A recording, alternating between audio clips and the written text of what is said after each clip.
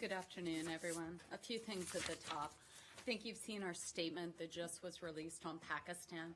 The United States condemns in the strongest terms the terrorist attacks today in Quetta, including the murder of Bilal Anwar Qasi, president of the Baluchistan Bar Association, and the bombing at the civil hospital that killed dozens of Pakistanis and wounded many others. We send our deepest condolences to the loved ones of those killed and injured, and we offer our assistance to Prime Minister Sharif as his government investigates and works to bring these murderers to justice. These terrorists targeted a hospital, the judiciary, and the media, the most important pillars of democracy. These brutal and senseless attacks only deepen our shared resolve to defeat terrorism around the world. We'll continue to work with our partners in Pakistan and across the region to combat this threat. Next, on Macedonia, the United States expresses its condolences to all those in Macedonia who have suffered in the recent flooding. The people of Macedonia are in our thoughts and prayers as they mourn the dead, treat the injured, and address the extensive losses and damage caused. With that, Matt. Okay. I don't have a lot today, but let's start with seeing if get an answer to a question that I asked twice, that was asked twice last week, having to do with the Iran and the $400 million shipment. And that question is, are you now able to say whether or not the plane with the money landed before the plane with the prisoners took off from Tehran? Because as you may know, since the question was last asked on Thursday, one of the former prisoners said that they had to wait for this other plane, or at least an other plane to arrive. Are you able to shed any more light on that? So I'm not going to get into the TikTok of specifics, but claims that our freed Americans were not allowed to depart Iran until a plane full of cash landed anywhere are false.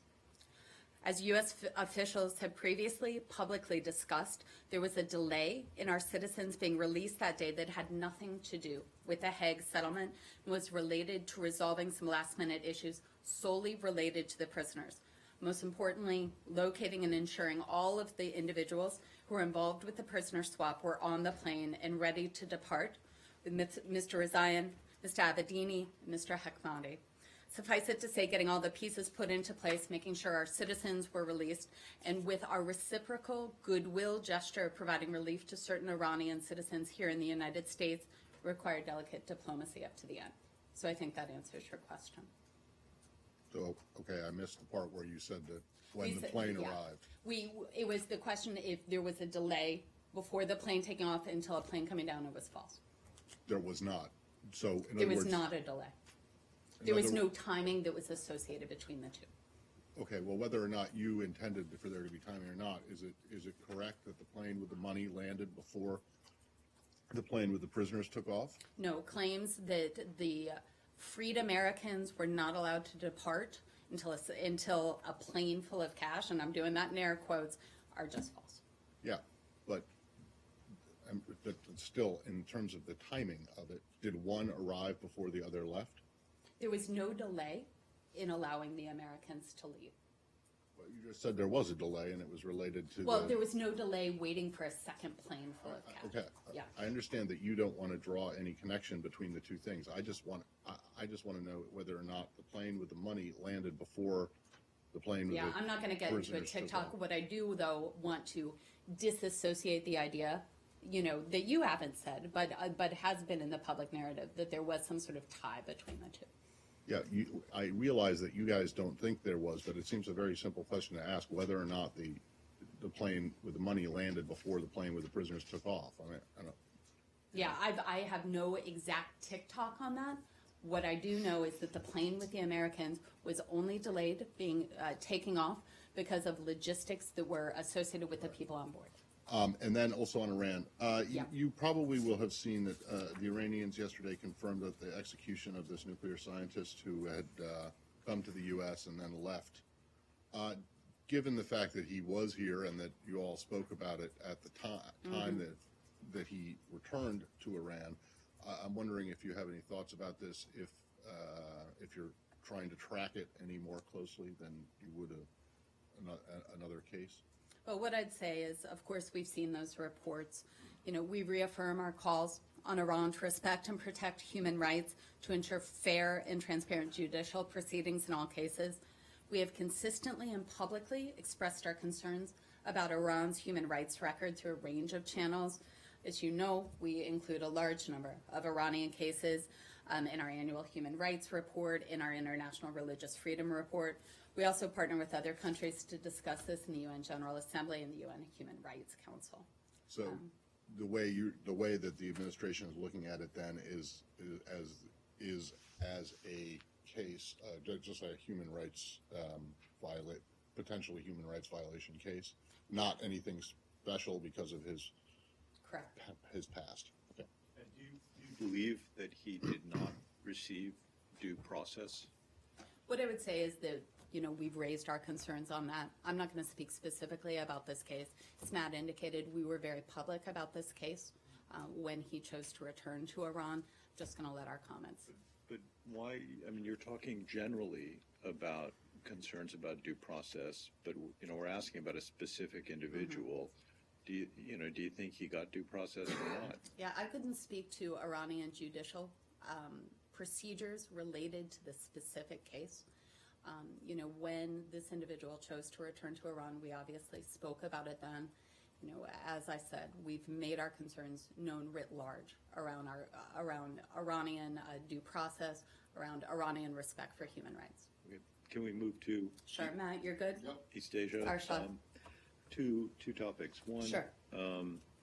What is your assessment of the vote in Thailand about the referendum there? And in particular, do you believe, A, that the environment in the country prior to the vote was conducive to a free and fair vote without intimidation? And B, do you believe that the approval of the new constitution, including the provisions reserving seats for the military or military chosen lawmakers, is a good thing for democracy? Okay. So I have quite a bit to say on this, so thank you for the question. We do note that Thailand's Electoral Commission has announced preliminary results that a majority of Thai citizens who voted in a national referendum on August 7th approved a proposed constitution. We do, in response to your second question, remain concerned that the drafting process for the Constitution was not inclusive and that open debate was not permitted in the run-up to its adoption. Once the results are final, again, we understand these are preliminary results, we urge Thai authorities to proceed with next steps to return Thailand to elected, civilian-led government as soon as possible. As part of the process to return Thailand to democracy, we strongly urge the government to lift restrictions on civil liberties, including freedom of expression, the right to peaceful assembly, so the Thai people can engage in an open, unimpeded dialogue about the country's political future. And can you address specifically the question of your view of the draft constitution itself and the seats reserved for military chosen lawmakers? I think I raised our concerns on the process leading up to the draft constitution. We raised concerns about it not being inclusive, not being open. You know, in terms of the reservation for the military seats, you know, as I said, we continue to urge Thai authorities to return Thailand to an elected, civilian-led government as soon as possible. And then one other one on the Philippines. Sure. You'll have seen that dozens of Philippine government and police officials turned themselves in on Monday, a day after newly inaugurated President Duterte linked them to the drug trade. If I understand it correctly,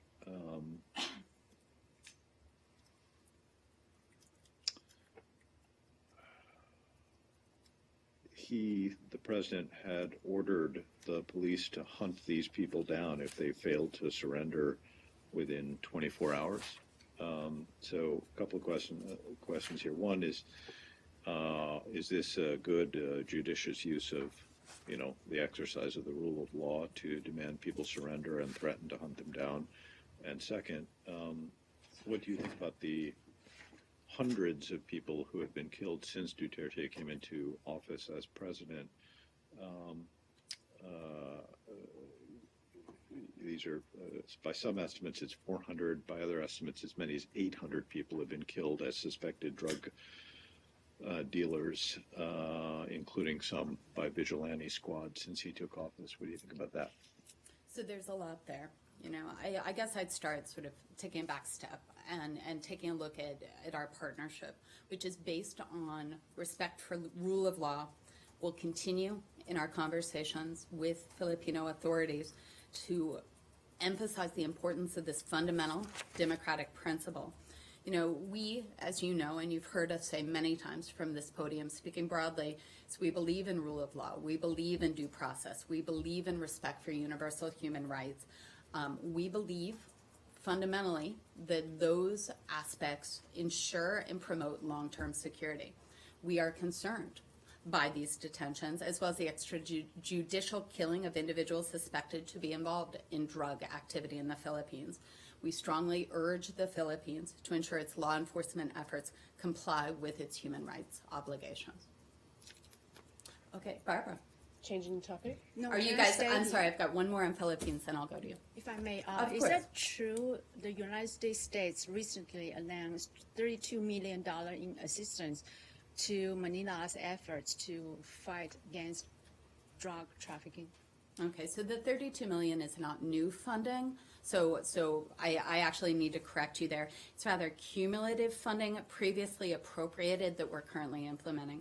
Assistance provided to these funds, I'd like to emphasize, is subject to the same vetting that our other security assistance is. So all of our security assistance promotes human rights through training, content, and by promoting professionalism, due process, and rule of law. Just want to clarify, so Of the course. 32 million should not be used in any activities involve actual judicial killings. Extra, no, exactly. And then I don't know if you saw the report recently come out from Duterte, have some very strong words to say about U.S. Ambassador to Philippines, Yeah. Ambassador Goldberg.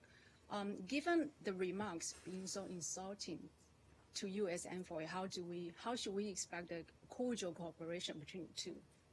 I would say two things on that. First, specifically on the remarks, we've seen those inappropriate comments made about Ambassador Goldberg. He's a multi-time ambassador, one of our most senior U.S. diplomats. We have asked the Philippines chargé to come into the State Department to clarify those remarks. When did you call the chargé in? I understand that that happened today. And what did you, besides just asking for clarification, I mean, what did you?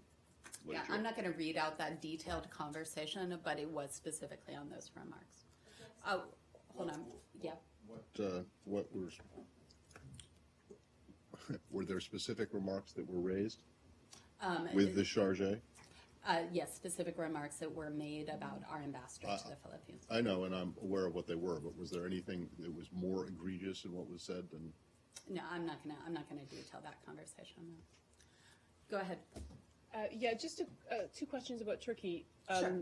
Turkish officials have said they want a number of people associated with Gülen extradited as well. Can you tell us anything about that? Have they made any requests who these people are and what association they have with him? Yeah, as always, and I think we've spoken at this quite a bit about Mr. Gülen himself.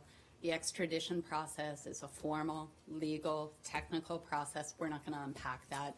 In terms of other extradition requests coming in, I have no information. I couldn't speak to them. And they said today also in Turkey that 10 foreign nationals had been arrested associated with him. Do you have any information about that? Were any of them Americans? I have no information on that. And just now, quick change of topic since I'm speaking. Well, you know what? Any more on Turkey? I'm sure we have more on Turkey. Barbara, let's close this Sure. out and then we'll go back. Go ahead.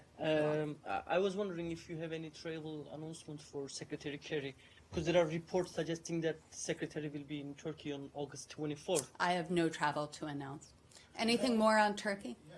Do you have any comments on what Mr. Erdogan just said, that he wants to, he wants to improve relations with Russia and work with Russia in the fight against ISIS and many other issues? First of all, does that concern you? Do you have any comment on that? Is that in any way puts the spotlight on sort of strained U.S.-Turkish relations? You know, I guess what I would do is emphasize where we've been since this failed coup. Turkey is a friend. It's a NATO ally. It's a partner. You know, we stand with Turkey as they continue to work through this.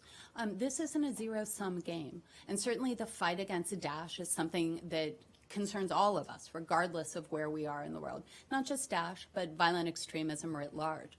So, you know, I've seen President Erdogan's comments. I wouldn't have anything specific more than that to read out. So what do you think? I mean, how do you explain this insistence, you know, right across the whole political, media, and so on fabric of Turkey, that they insist that somehow the United States was involved with this coup in one way or another? Yeah. You know, this just keeps on going. Yeah. You know, We've it has spoken not- about that, Saeed. I We've understand, but dismissed it absolutely as absurd, as without fact. You know, I'm not going to bat back, you know, every piece of rhetoric that we see in reporting. I can't tell you if it's accurate. But what I can tell you is accurate is that we stand with the democratically elected government of Turkey as well as the Turkish people. So do you think- Wait, are we staying on Turkey, Saeed? I'm done. Okay, more on Turkey? Turkey? Go ahead. President Erdogan, as you know, has been pushing for Turkish national reconciliation in the wake of the attempted coup, with all parties except the pro-Kurdish HDP, which is conspicuously left out of this national reconciliation. Do you have any comment on that? Do you think it is a prudent idea? I wouldn't speak to that at all. I think, you know, what President Erdogan does as he continues to build reconciliation and continue, you know, building Turkish democracy is for him to speak to. You actually believe that he's building reconciliation? I would say They've arrested that 60,000 people, right? No, and since the coup. we're aware of Is this. that reconciliation? What I would say is that we have spoken about this a lot. We've spoken about our concerns, you know, with Turkey, both publicly and privately. You know, in speaking specifically to comments on which party he's talking to and the logistics and where and what, I'm just not going to speak to it all. Okay, but do you believe that he is promoting reconciliation? I think because there are a lot that- of people who believe that he's going after anybody who he thinks is an opponent to his rule. You know, I think that, what are we? We're 20 days away from, you know, what was a failed coup attempt. I think that this was, you know, a profoundly, it was a critical period for Turkey, and I think Turkey is still working through that. As we stand with Turkey, as they continue to investigate, as they continue to work through this, you know, we have raised our views on as they respect, you know, international norms and human rights within Turkey. But usually, if there is a minority, ethnic or religious, which is discriminated against in some country, the United States expresses, and rightly so, some objection. In the case of the Kurds of Turkey, they had nothing to do with the coup. Even Erdogan isn't claiming that. But still, they are excluded from this national reconciliation that he's promoting. That seems to be okay with you? No, I think it's a question, as I said, that you need to speak to Turkey about. More on Turkey? Or wait, do we have one more? And then we're going to go to Barbara because I owe her one. Are we on Turkey? Turkey. Go ahead, Abby. Do you have any further information on the 10 foreigners who were arrested? In the sense, are you actively trying to find out more about whether I just have Americans no were involved, information or- on that at all. I've seen the same reports. Okay. Anything more on Turkey? Then we're going to go to Barbara, then we'll go over to Syria. Syria as well. Well, there we go. Yeah. So just your response on the opposition in Aleppo, opposition forces breaking through the siege. Do you welcome that? Because this should presumably bring in some humanitarian access to that part of the city. So what I would say is, first, it's an extremely fluid situation in Aleppo. We continue, as you can imagine, as the other members of the international community, to monitor this very closely. I believe you saw the UN met today on this. I think you saw Ambassador Power's remarks on this. This is really where we're focused. All parties must open for delivery of humanitarian supplies to all residents of Aleppo. We are very focused on the impact on civilians right now. As we've said, you know, the style of starvation tactics, denial of humanitarian goods, targeting of civilians are never justified. In terms of sort of operations on the ground, who's in control of what, you know, it's a very fluid situation now where we continue to get readouts and reports on that. But we saw the footages that the opposition Yeah. broke the siege on eastern Aleppo. In principle, do you support such a movement? In such principle, the- we support access for the civilians there to get the humanitarian support they need. We support an inflow of medical aid, food aid, water, potable water. That's really our focus on that. In terms of how sustainable that is, in terms of where the fighting groups on the ground, I just can't speak to it because it is so fluid. Do you see it as a positive development? I think the positive development is seeing civilians get the humanitarian aid that they need. So you're not alarmed that there is an assault by opposition groups on Aleppo? I mean, you expressed a great deal of alarm when the situation was reversed, when the government I mean, forces... what we are so- alarmed about is any party targeting civilians, any civilian being impacted by this sort of fighting. And as we said today at the UN, as we've said repeatedly, our priority right now is that humanitarian access. Are you concerned that the opposition groups are using American arms, such as, you know, anti-tank missiles and so on? And how did they get their hands on it? Was it through the CIA? I or- can't speak to sort of equipment, Or some and of your again, allies? I'm not going to speak to operations on the ground. As I said, humanitarian access right now, today, is number one for us. Would you be concerned if, let's say, some of your allies, like the Saudis or the Qataris, were providing the opposition with American-made weapons without clearing it with you first, such as the TOW I mean, missiles? certainly our end-use agreement for weapons is something that we track very closely, Saeed. Wait, hold on one second. Let's finish up Syria. Go Any ahead. talks Michelle. with the Russians about the situation in Aleppo in the last? So as you know, we continue to have those conversations at Geneva. We continue to have discussions on this in terms of, you know, what the situation is in the ground on Aleppo. Of course, we continue to see the same information. But any breakthrough? Any? Yeah, I have no update on that from where we were last week. Are we done with Syria? Let's go to Afghanistan. Afghan officials are worried that the Taliban may be forging an informal alliance with ISIL in eastern Afghanistan. Just today, Afghan General Mohammad Zaman Waziri was quoted as saying they fought deadly battles with the Taliban before, but over the past 2 months, there has been no fighting among them. Is the U.S. concerned about a possible alliance between ISIL and the Taliban? Yeah, so we are, thank you for the question. We're aware of the reports. We're obviously monitoring the presence of Daesh-affiliated individuals and groups in Afghanistan. We remain actively engaged with the government of Afghanistan, as well as our partners in the region, to deny terrorist organizations such as Daesh or their branches safe haven and material support. In terms of the confirmation, if they are working together, I just don't have any confirmation I can provide at that time. We've seen the same reports. Is it still U.S. policy to reconcile with the Taliban?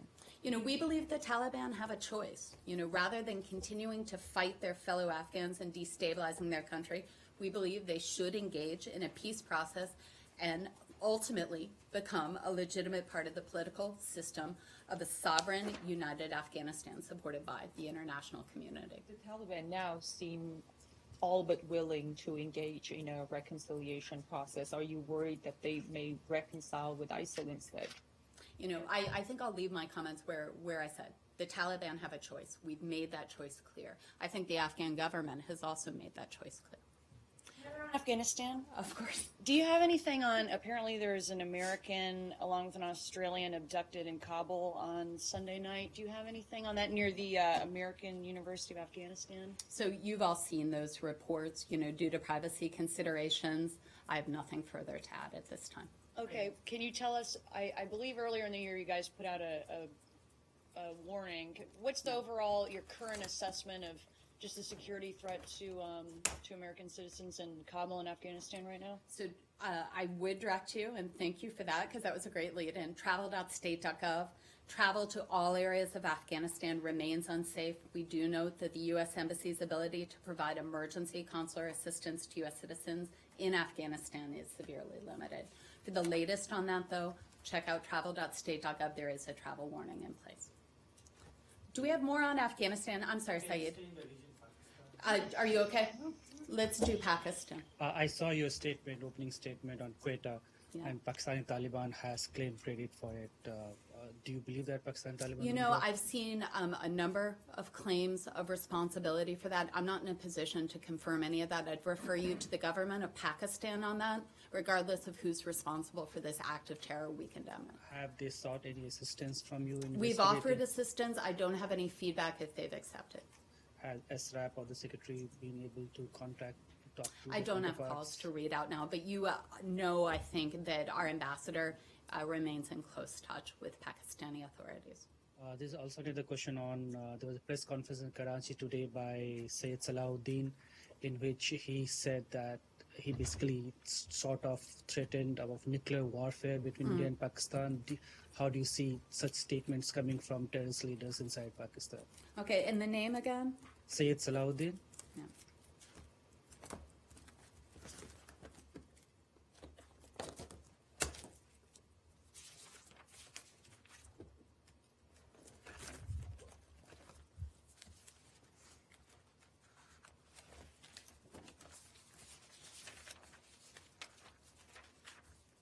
You know, what I would say is, I've seen those comments. You know, we believe that regional safety and security actually is the responsibility not only of the two countries to speak directly to each other, but also to have that support within the broader international community. You know, I'm not going to respond to every piece of rhetoric that I've seen coming out of that. You know, of course, violence is a concern to us. But what I would say is that issues like this are best resolved through dialogue between those countries.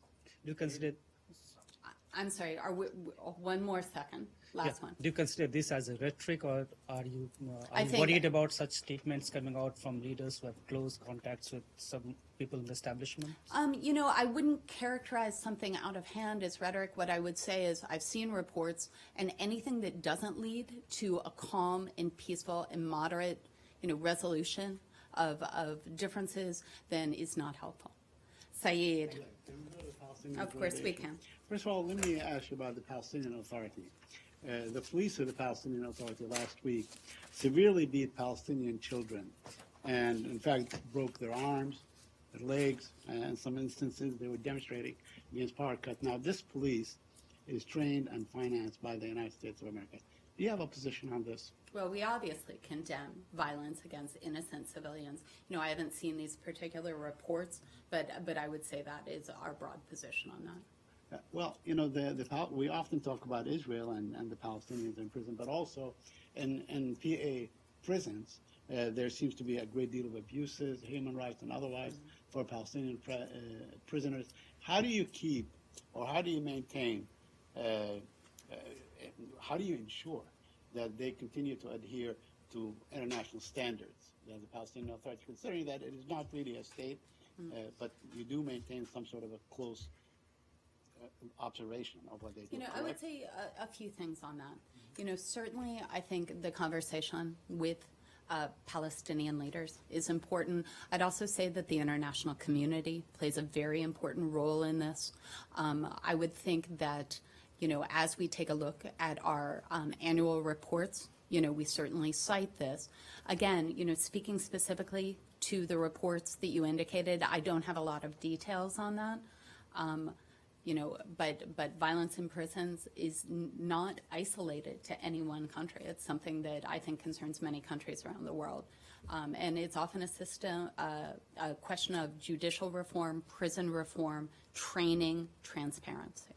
And I have one last question. Sure. I wanted to ask you about the village of Susia, the Palestinian village of Susia, which is, you know, about to be demolished, and inhabitants, 350 inhabitants are about to be removed by the Israeli Defense Forces or occupation forces. Do you have any comment on that? So is this a new settlement? No, Or it's been decided some time back, but now they are going to implement it. They say that these structures were illegally built, and of course this is an old Palestinian village, so. So this is a question of demolitions you're asking Yes, out? right. You know, we've spoken, of course. I'm sorry, go ahead. No, I mean, you're constantly calling from this podium, you know, to urging the Israelis not to demolish, not to, you know, but obviously they're not listening to you. You know, So- this is a conversation we've had a lot, and as we've said, you know, we are concerned by the accelerated rate of demolitions undertaken by Israeli authorities that continue in the West Bank as well as East Jerusalem. You know, we've discussed this before. Go ahead. Of course. You guys watching this case against World Vision? We are, Matt. Do you have anything to say about that? So we are aware of the reports. An employee at the Gaza branch of World Vision has been charged with redirecting humanitarian assistance funds on behalf of Hamas. We've seen the World Vision statement on this as well. We're very concerned with the allegations. We're following the Israeli investigation closely. If confirmed, Hamas's embezzlement of humanitarian assistance funds reaching, you know, some of the most vulnerable people would be reprehensible. Are you concerned that this actually may open, it would bode very ill for Palestinians that are most in need for this humanitarian aid, because Israel will use this as a pretext to either, you know, prevent humanitarian groups from functioning there or restricting them and so on. Yeah, that's a hypothetical. I'm not going to get ahead of the Israeli investigation on this. You know, we've made our position clear. We're in touch with Israeli authorities on this. You know, I don't think anyone disputes the need where this humanitarian assistance was targeted. Anything more on this issue? Okay, then let's move on, Nike. Another demolition-related question, but this time is on Tibet. I wonder if you have anything to say about reports that Chinese has launched demolition against Tibetan Buddhist Institute without their consent. Yes, we have seen those reports, and we are concerned that Chinese authorities initiated the demolition of residences at Lorong Gar Tibetan Buddhist Institute without the consent of the institute's leaders. We urge authorities to cease actions that may escalate tensions and to pursue forthright consultations with the institute's leaders to address any safety concerns in a way that does not infringe on the right of Tibetans to practice their religion freely. Go ahead. Ron? Yep. So just following up on the Dr. Amiri case. Yeah. As it's been widely reported and it's become talked about a lot in recent days, that Dr. Amiri was referenced in the emails of former Secretary of State Clinton. Does the department think that, and some have even charged that there's a link between that appearance in unclassified emails and the prosecution and execution of Dr. Amiri? Does the department see any linkage between the two? So we're not going to comment on what may have led to this event. But as we spoke about with Matt, you know, there was public reporting on this topic back in 2010. Former Secretary Clinton discussed this issue in public at that time. So this is not something that became public when the State Department released those emails. The press conference that she did was actually July 13th, 2010, where she specifically referenced this issue. So there's no, I guess there's no, not the redactions weren't looked at or and anything like that. I mean, is it not policy to re-review the redactions in a case like this, or what the policy was on that? So I'd say none of the emails that have been raised by the media on this topic were upgraded to classified when they were released to the public through FOIA by the department. Okay. Yes, sir. I just have to go back to the plane, course. the issue of the planes Yeah. and the prisoners. What was the logistical problem that kept them on the ground in Tehran? It was locating and ensuring that all of the individuals who were involved with the prisoner swap were on the plane and were ready. And how do you know that that wasn't related to a plane with cash arriving? So we feel confident that that was a logistical issue that was solely related to the individuals on the plane. But how do you know that? Because the Iranians told you, or the Iranians It was our find someone? assessment based on the information we had. Yeah, but I mean, there are many countries in the world where you can go through, you know, immigration and you're hit up for a bribe. Mm-hmm. And they might say that it's a logistical issue that's delaying you getting in, but in fact, they want some cash. So I'm just curious as to why it is that you're confident that it was an unrelated logistical issue in this case. So based on the information that we knew and what was happening on the ground, we're confident that it was related solely to those individuals. Yes, sir.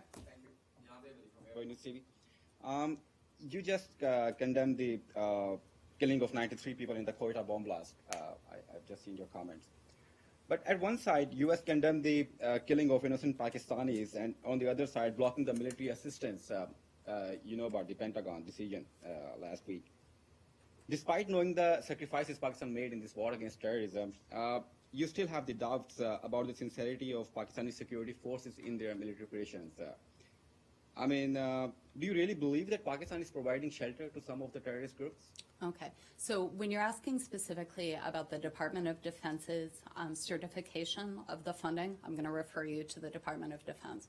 What I will say is that Pakistan has said that they will go after all terrorists, regardless of affiliation. You know, I don't want to politicize this terror attack. This is reprehensible. What I will say is that we stand with Pakistan as they move forward on this fight against terror. An American citizen, Matthew Barrett, who was previously deported from Pakistan on spy charges in 2011, was again arrested for re-entering in the country. Is there any contact with the Pakistani authorities on this? So I've seen those reports. Due to privacy considerations, I have no information to offer you. But he was arrested in 2011. Was there any kind of investigation at that time that was he really involved in spying?